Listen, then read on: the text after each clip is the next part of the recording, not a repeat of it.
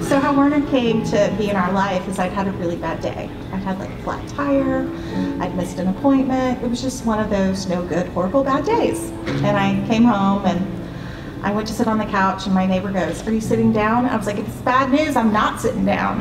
And she sent me pictures of puppies. And I was like, oh. And within an hour, I was in the car at the lady's house. She just had 2 dogs and one of them didn't get fixed in time. And so she had 1 litter. And I called Kalani and I was like, "You have to meet me here." And he's like, "Why?" I was like, "You just have to meet me here." And he came, and Werner had all this white hair sticking up, and we used to call his dad Einstein because his hair stuck up. And his dad was German, his name was Werner. And I was like, "We have to get him, we'll name him after your dad." And so Kalani was, of course, all right. He goes everywhere with us. He goes to the kids' schools. He's just was a happy-go-lucky, easy pup. My parents take Werner 2 days a week, so we kind of co-parent him. And when we went to Maui for a month, he stayed with them at their house. And that's when he started not eating. And then he started vomiting. And he had a seizure, and it was a little small seizure, so we weren't necessarily concerned. And then he had a big one. So our vet sent him to get an MRI.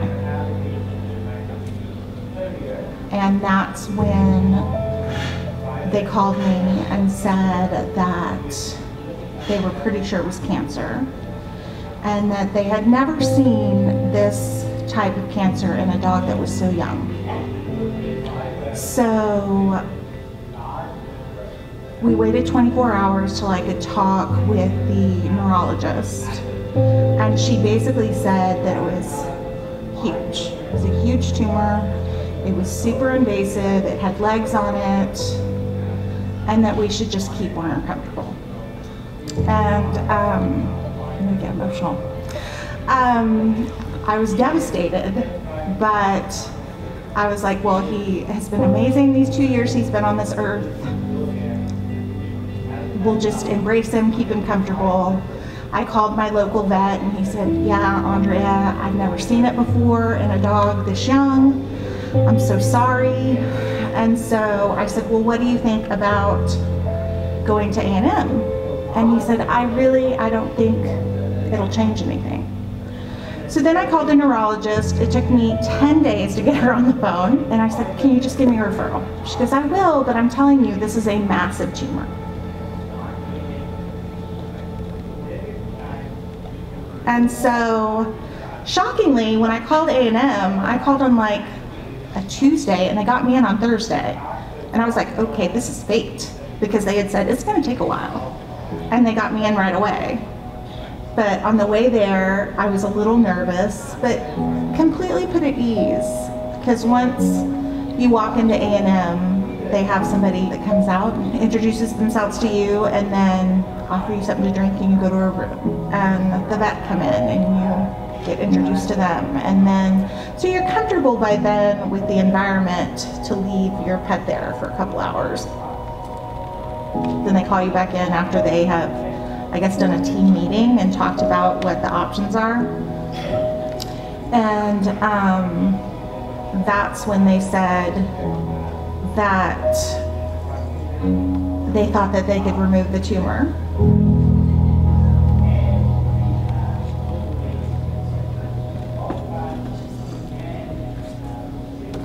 Howdy! Howdy! How exciting, that was my first time actually getting to do that. So good morning, and thank you all for coming to Exploration Day. My name is Maya Krasno. So I'm going to start with a bit of a disclaimer.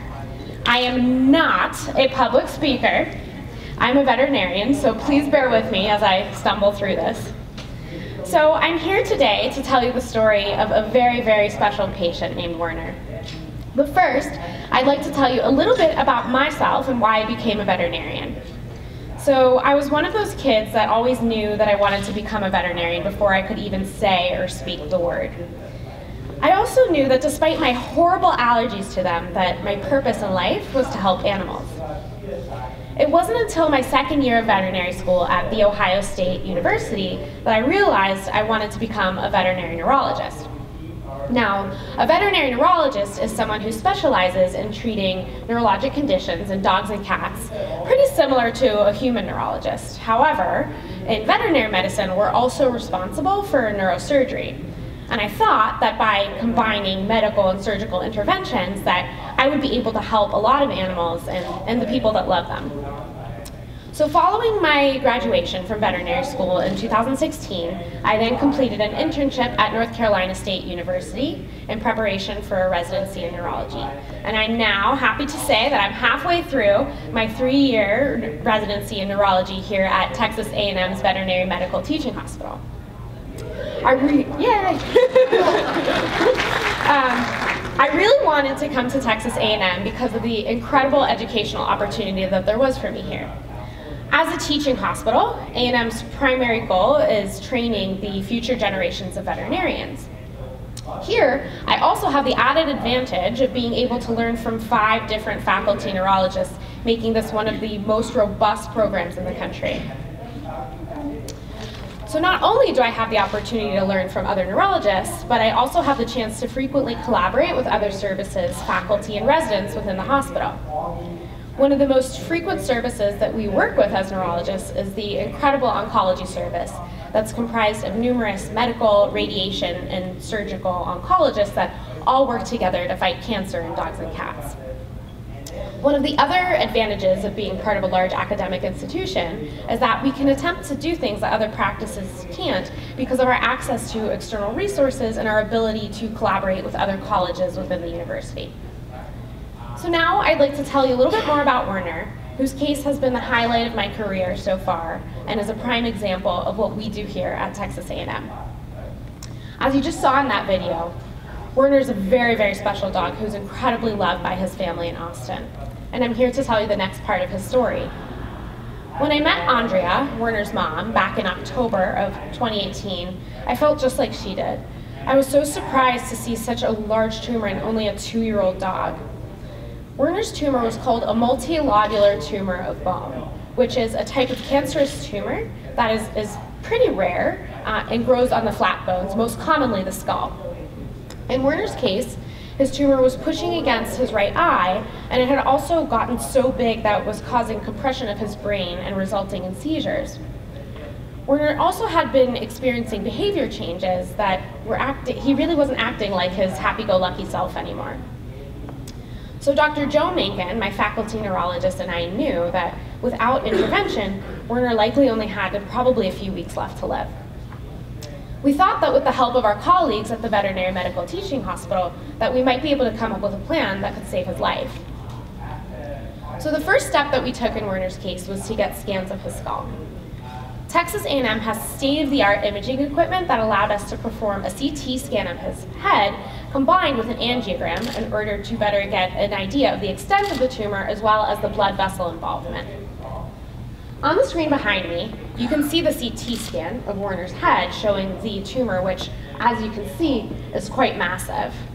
Although, from looking at him from the outside, it was really hard to actually tell that because it was hiding under all of his beautiful hair.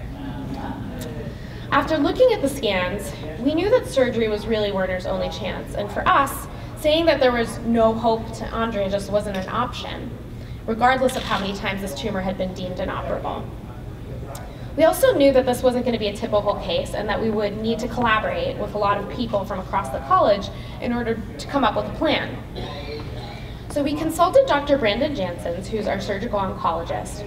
We knew that we were going to need his help to operate on the portion of the tumor that was causing compressions of Werner's eye, because as neurologists, that's not an area that we really operate on very frequently.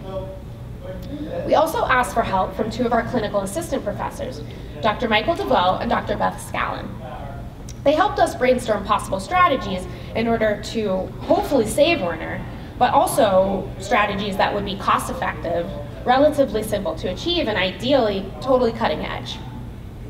So now I'd like to play you a clip from Dr. Mencken, Dr. DeVoe, and Dr. Scallon explaining what we did next. Early on, reviewing the images of Werner's CT scan, we knew that the surgery was going to be quite extensive, invasive, and would remove a large portion of the skull. So we had to think outside the box of how can we actually reconstruct that skull, because it's a much larger amount to remove than we typically do for a standard craniotomy. If we had done surgery on Werner, his lifespan was probably going to be just a few weeks, knowing how it progressed to the point where he was having abnormalities in how he walked, how he acted, and knowing how the tumor was growing. If we hadn't gone after it surgically, probably within a few weeks to maybe a couple months would have been his expected lifespan. I think Werner's case is a primary example of how momentum can be built clinically. Now that people will see this case, because classically people would see that and they would say, there's no hope for this patient. You know, we'll shuttle them down a palliative route, which means we'll try to keep them comfortable until the disease ultimately progresses to a point where their quality of life is deteriorated to an unacceptable level, and then we'll euthanize. In reality, people see the volume of normal tissue that's involved, and they basically automatically assume that there's no good outcome, or no possible good outcome. But I think in like a Werner's case where you say, hey, you got a group of people together that took a more optimistic perspective with the right owners, educating the clients, because anywhere during the process, something undesirable could happen. But with all of it's almost creates the perfect storm in a positive way of evolving evolving veterinary medicine, the practice of veterinary medicine in that setting. We developed a workflow here using our medical imaging equipment where we can actually take imaging information and convert it into what we would call a virtual matrix, and that virtual matrix is actually what we manipulate in the software. In Werner's case, what we did is we had a very large, effectively I modeled Werner as is. Then I went through and I virtually excised the tumor as I believe the surgeons would do. The problem that we had is that we didn't have what Werner looked like normally. So we had no normal Werner at that point. So I had to go through a body of CT scans to try to find a volume in age and breed matched skull that then I could turn around and take out of the medical imaging environment, import it into, again, the virtual environment, then cut off the part of that skull, and then superimpose it on Werner's and make sure that it fit correctly. The other problem was that Werner's brain was severely compressed, and once you remove the tumor, the brain was going to return back to its normal anatomical position. So if I underestimated the actual vault size, or the area where the brain sits, then the brain would expand, but then may be constricted by the actual implant itself. But eventually I found an imaging set that worked, and then that's basically what we had created the implant off of. So that idea is we 3D print what we need in plastic. Then you take the plastic and you pour a silicone mold around it. So basically you start with a cookie, then you make the cookie cutter. And something that all veterinarians have access to is a product called PMMA. That's polymethyl methacrylate. And it's sterile. And we use it for bone implants. We will use it for an animal that has a really bad bone infection. You mix antibiotics in it and then put little beads near that site, and it delivers antibiotics constantly to that patient, and then you remove it. So it's already been done. We've implanted it before, just not in this way. So we took that idea and delivered that to Dr. DeVoe, Dr. Mencken, and everybody that's on the project, and said, is this something that you guys would be willing to try? If we take what we know we want to have in the end, make a cookie cutter of it, and then you take the PMMA and put it in sterilely, it would fit Werner exactly, and it would be able to be implanted and created right beside him. So it's the basic, ultimate a la carte experience in the medical world. All right. So I know that was a lot of information, and I'm going to try to recap everything for you. So basically, we removed the majority of Werner's skull and his right eye, And then we had access to the printed sterile molds that had been custom made to fit Werner's skull based on his CT scan, as well as the CT scans of other dogs similar in size and similar in age. In the operating room, we then took the sterilized molds that Dr. DeVoe and Dr. Scallon had given to us, and into them we poured the PMMA, which basically is just bone cement. This material hardened within about 2 minutes, and then right there within the OR, we were able to create this bone-like material that would soon become Werner's new skull. In the audience, we're now passing out samples of these molds for you to hold. We're also passing out samples of the 3D printed skull that we had used prior to surgery in order to determine our margins. So to put things in perspective for you, the average surgery every day for us typically takes about 2 hours or so. Werner's surgery ultimately took a whopping 8 hours. So that is 8 hours of hard work and blood, sweat, and tears, no lie, seriously. It was quite a long day. In the process, we removed the eye that was damaged by the tumor, as well as replacing over 60% of his skull with man-made material and steel mesh panels. In total, there were 5 veterinarians involved, and even the 4th-year student that was involved in Werner's case got to help out and scrub in with us. So on the screen now, we're showing you a CT scan. So as you can see, this is the before image. So this is prior to surgery, and this here is Werner's tumor. And then this is an image after surgery, which looks a lot more normal. It looks more like a canine skull. And this piece here is the PMMA mold that we had printed out and made for him specifically. And this is a plate that we used to attach it to Werner's normal skull right here. This is another example of basically a 3D reconstructed CT scan. And again, you can see over there is the tumor prior to surgery. And here is Werner after surgery with his brand new skull that we basically made from scratch. So I honestly think that this technology is really amazing and has a ton of applications, many of which we aren't even aware of yet. Imagine if 3D printing were to become available to veterinarians all over the world. A few years ago, this technology was very new and almost unheard of. And now we are using it to customize surgical implants for our patients. I think that the applications are limitless, and further advances could potentially revolutionize veterinary medicine. If this type of innovation was achieved in years, imagine what could be done within a decade. And many people don't realize that what we do in veterinary medicine is not just for our 4-legged friends. Not only will future dogs be able to benefit from innovation in veterinary medicine, but we're also committed to finding ways for our achievements to be applied to human medicine as well. When we began preparing for this procedure, there were so many unknowns, and in many ways we wondered if what we were doing was even possible.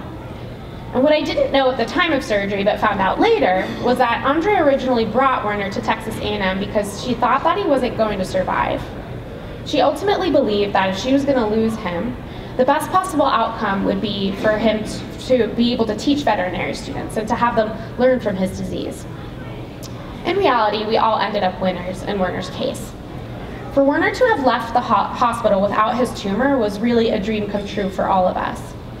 Not only that, but Werner provided such an incredible learning opportunity for us, and the information that we gained from him will continue to be useful for future patients. And in that way, Werner's a hero. Also, Werner is now training to be a therapy dog, and I have no doubt about the impact that that will have on so many people in need. I remember watching the post-op CT images load and almost crying because this case truly exemplifies why I became a veterinarian in the first place.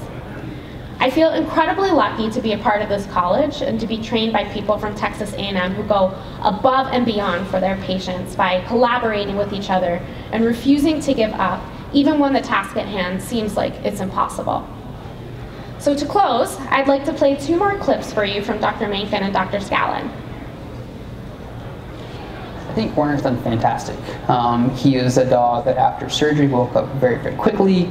Within a couple of days, he was almost getting back to his normal self, was rambunctious, happy. His personality was coming back. When we've seen him back on rechecks, he has almost looked like a new dog again. And so his recovery has been fantastic, and he's exceeded our expectations. Something that stands out for me, for Werner, it's personal.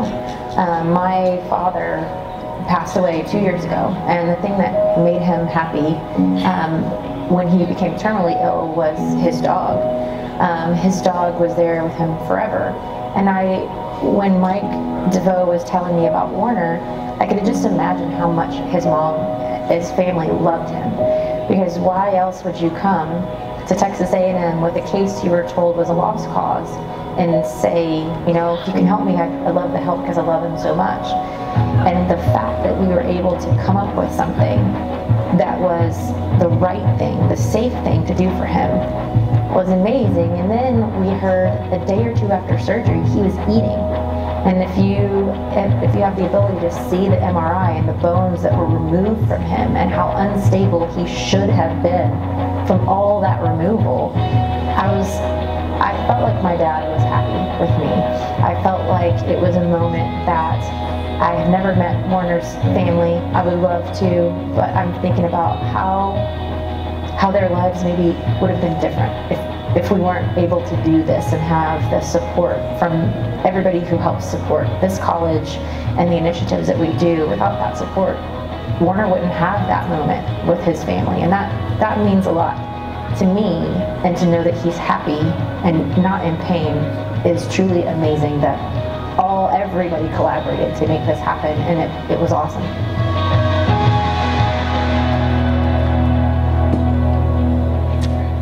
All right, so I now have some very special guests that I'd like to invite to the stage. Werner the Wonder Dog, and Andrea, his mom, Dr. Brandon Janssens, Dr. Michael DeVoe, Dr. Joe Macon, and Dr. Beth Scallon.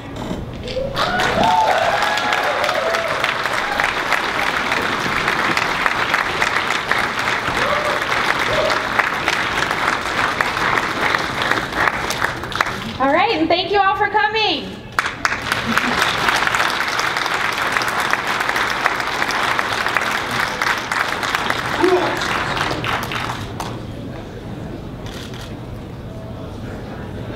For one question, if anybody would have a question. He's a double doodle, so his mom was a golden doodle and his dad was a labradoodle. Or as I like to call him, an overpriced mutt. How did the hair grow back? You know, it's just, you can't even tell where it was. And it was pretty, I mean, his first day after surgery, it was a little, but yeah, you can't even tell. Because he had a scar all the way down here and all the way down here.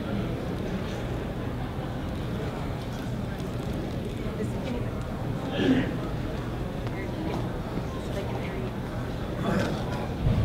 said he was being trained as a service dog now? We're working on it. Originally, before he got sick, I have a child that has dyslexia, and so I wanted to work with struggling readers. But now I think he would be better off going to children's hospitals who maybe a small child is struggling with maybe not being the norm, to see that, hey, it's cool kind of to not be the norm. Are you all teachers or current residents? I'm the only resident, and they are all faculty members. Can you pass that down so they can answer that?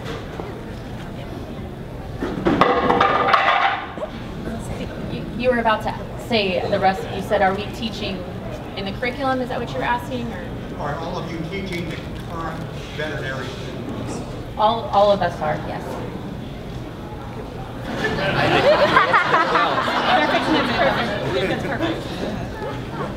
We hope you enjoyed this presentation. We're about to move you to the next experience. It's just as exciting as this one. So if you'll gather your items and just be ready for me to make the call for y'all to move to the next experience. We hope y'all enjoyed this so much.